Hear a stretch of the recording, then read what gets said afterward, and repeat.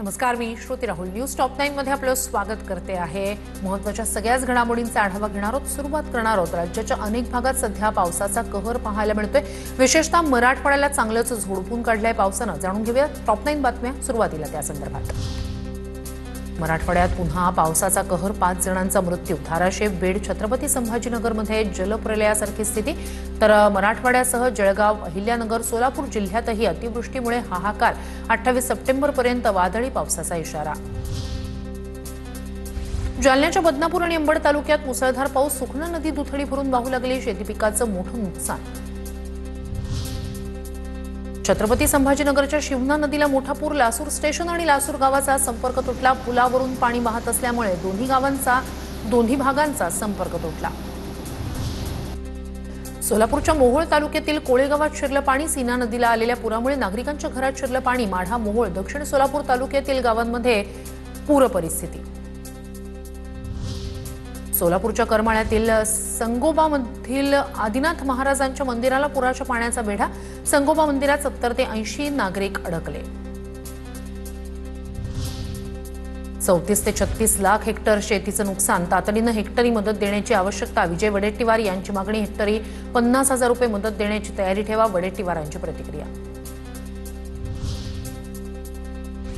पंकजा मुंडे बीडमध्ये जाऊन गावोगावी आढावा घेणार। घाबरून जाऊ नका, मनोबल हरू नका। पंकजा मुंडेंकडून काळजी घेण्याचं आवाहन। सोलापूरचे पालकमंत्री जयकुमार गोरेंकडून सीना नदीकाठच्या परिस्थितीची पाहणी। पूरस्थितीमुळे शेतकऱ्यांचं मोठ्या प्रमाणात नुकसान।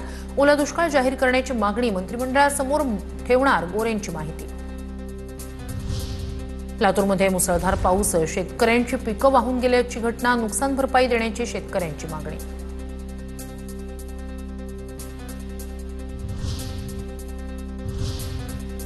मराठवाड्यात पावसाचा हाहाकार पाहायला मिळतोय। जाणून घेऊया टॉप 9 बातम्या। बीडमधील बिंदुसरा धरणातून मोठ्या प्रमाणात पाण्याचा विसर्ग। नद्यांना पूर आल्यानं हजारो हेक्टर शेती पाण्याखाली। नदीकाठच्या गावांना सतर्कतेचा इशारा। हिंगोलीच्या वसमत तालुक्यात मुसळधार पाऊस। ओढ्यावरील पूल पूर्णतः तुटल्यानं सोंडी गावाचा शहराशी संपर्क तुटला। छत्रपती संभाजीनगरच्या कन्नड तालुक्यातील अनेक भागांमध्ये मुसळधार पाऊस। गराडा तांडामध्ये झालेल्या जोरदार पावसामुळे ब्राह्मणी नदीला पूर। पुरामुळे कन्नड तालुक्याशी तुटला होता संपर्क। धाराशिवच्या परंडा तालुक्यातील कोळेवाडी गावात मुसळधार पावसामुळे पूर परिस्थिती। कोळेवाडी गावाला पाण्याचा वेढा। पुरात अडकलेल्यांना जिल्हा परिषदेच्या शाळेत केलं स्थलांतरित। धाराशिवच्या परंडा तालुक्यातील शेळगावमध्ये मुसळधार पाऊस। गावातील लोक पहाटेच बाहेर पडले। संपूर्ण गाव आणि परिसर पाण्याखाली गेल्याची ग्रामस्थांची माहिती। लातूर जिल्ह्यातील ग्रामीण भागाला पूर परिस्थितीचा फटका। 20 ग्रामीण रस्ते पाण्याखाली आल्यानं वाहतूक ठप्प। मांजरा, तावरजा, तेरणा नद्यांना पूर परिस्थिती। अनेक भागातील नागरिकांच्या घरात आणि वस्तींमध्ये शिरलं पाणी।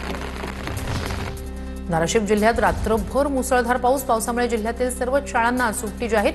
पावसामुळे शेती पिकाचं मोठ्या प्रमाणात नुकसान। शेतपिकांची गिरीश महाजन करणार पाहणी। जालन्याच्या अंबड तालुक्यात मुसळधार पाऊस। चिकन गावातील शाळेच्या प्रांगणाला तळ्याचं स्वरूप। सुखना नदीला आला पूर। जालन्याच्या अंबड तालुक्यात पावसाची जोरदार हजेरी। गल्हाटी नदीला पूर आल्यानं गावात शिरलं पाणी। पावसामुळे शेती पिकाचं मोठ्या प्रमाणात नुकसान।